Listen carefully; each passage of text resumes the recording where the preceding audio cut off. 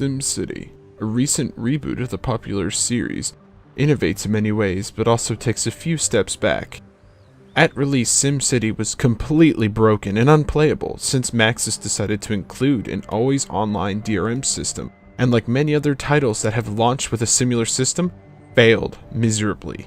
It requires a check to the EA servers every time the game is launched, and for the first week, the servers were offline for at least 75% of the time. Almost a year later, these problems have been patched and an offline mode has been added, but only after lots of commotion.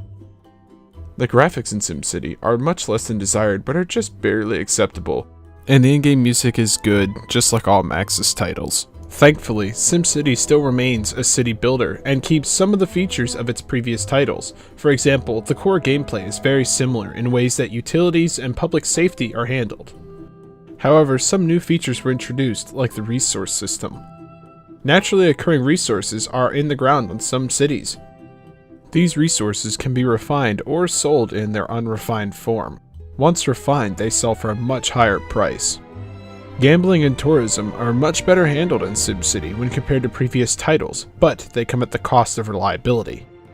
Randomly, they will stop working due to lack of tourists, unlike previous titles that just offers a flat monthly payment regardless of tourism. While Simcity innovates in some ways, it does have some drawbacks. For example, the game is very poorly optimized and runs badly on even the highest end machines. The map is also very small, with no option to play on larger sized maps. The lead designer commented on this, stating, "After months of testing, I can confirm that we will not be providing bigger city sizes. The system performance challenges we've encountered would mean that the vast majority of our players wouldn't be able to load, much less play with bigger cities."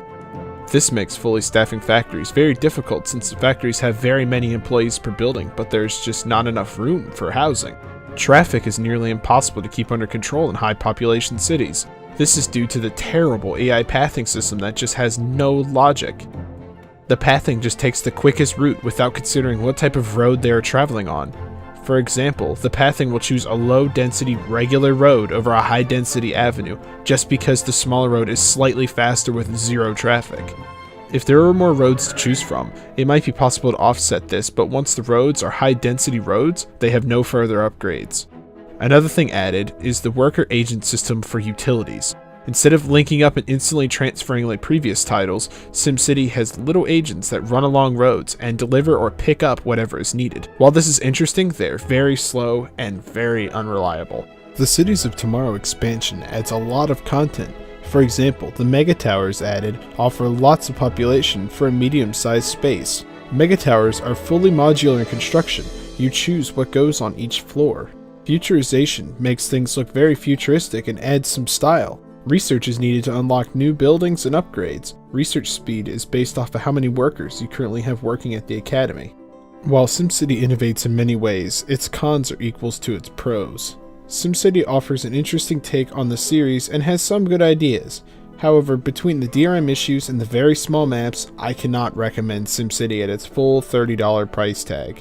With the expansion, Simcity costs $40. While the expansion adds a lot of content, I would personally wait for a sale. Just like Steam, Origin frequently has sales, and if you're interested in Simcity, I would wait for it to be 50% off.